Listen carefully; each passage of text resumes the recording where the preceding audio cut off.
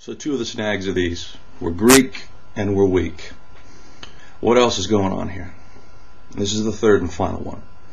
We're meek. Luke chapter 14, starting in verse 25. If anyone comes to me and does not hate his father and mother, his wife and children, his brothers and sisters, yes, even his own life, he cannot be my disciple.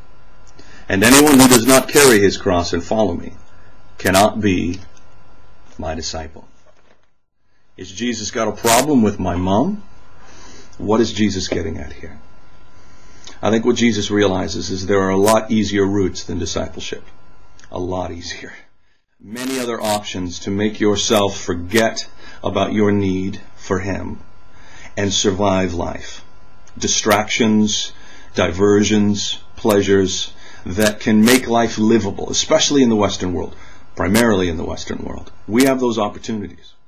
And Jesus isn't being hard. He's pointing out a fact of life. He's just saying, listen, unless I'm more important to you than even these beautiful things in your life of family, then you're going to choose an easier route. He's calling us to a vision of Himself that's whiter and hotter than it is right now. It takes a special vision of the rabbi to provoke us to that kind of following. Discipleship begins with passion. A few years ago, the Lord really started to work with me on this. And I'm a profoundly cause-oriented person. And He just was whispering to me consistently, often on my drive to work in the morning, stop looking at the hill that you're trying to take. Lower your eyes into mine, and let's just spend some time. This is a relationship at the core, the disciple and the rabbi. Intimacy, connection. This is the secret that we've forgotten in our cause-oriented, task-oriented way of doing things. Is this discipleship process action-centered? Absolutely. But the action is a fruit of the relationship. And so before we're action-centered, we're relationship-rooted. And this is the profound difference. You see, what matters to God is our heart for Him, because that's the wellspring from which discipleship flows. So my question in this one, is your passion for Him too meek? Is your heart aflame for Him? Now don't waste a second feeling guilty about that.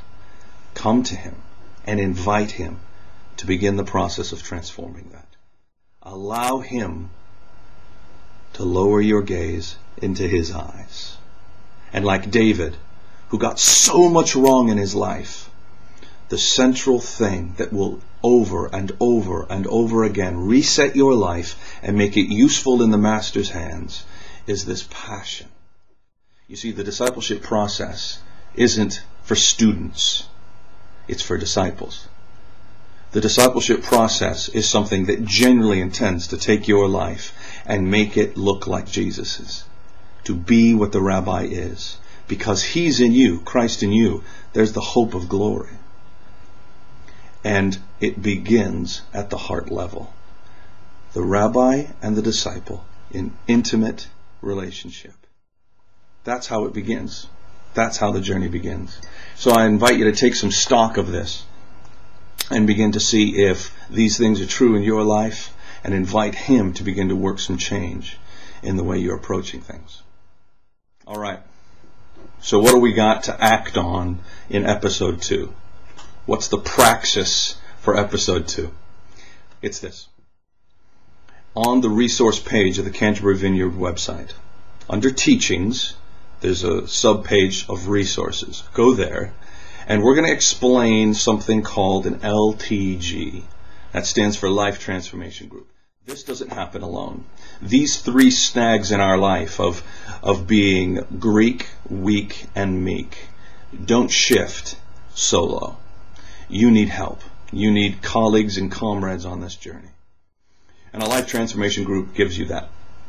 in order for an LTG to work, you've got to be in a small group first, okay? So I want to challenge you to also go to the Getting Involved page on the website. Find a small group, choose one, start going to it. And in that group, ask Jesus to show you another person with whom to begin an LTG. LTGs work with 2 or 3. So if you find a couple, bonus. No more than 3. But in this LTG, this is how it'll work, very simply. What you do is you meet together once a week for an hour. The first part of that hour is holding one another accountable and discussing the reading that you've read that past week. What's touched you? What's impacted you? Bring your journals along and share the stuff that jumped off the page at you from the week prior. It keeps the reading going to have to share with people about it. It just helps because we leak.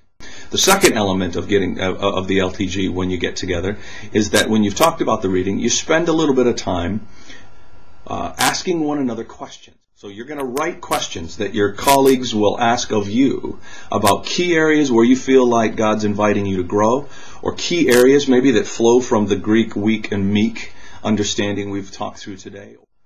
And then the final thing you do at the end of the meeting is you just pray into those things for each other. Simple. You just pray for each other. It's a simple process, but it's explosive if you follow it diligently. This is the undercurrent. This is the thing that under the surface is going to stir this community into transformed lives and actual impact. The Lord is wanting to release a movement, but movement requires investment and openness and risk. And so I'm challenging you not to just say, oh, that's a good idea, the LTG, but to get busy and get in one. Okay?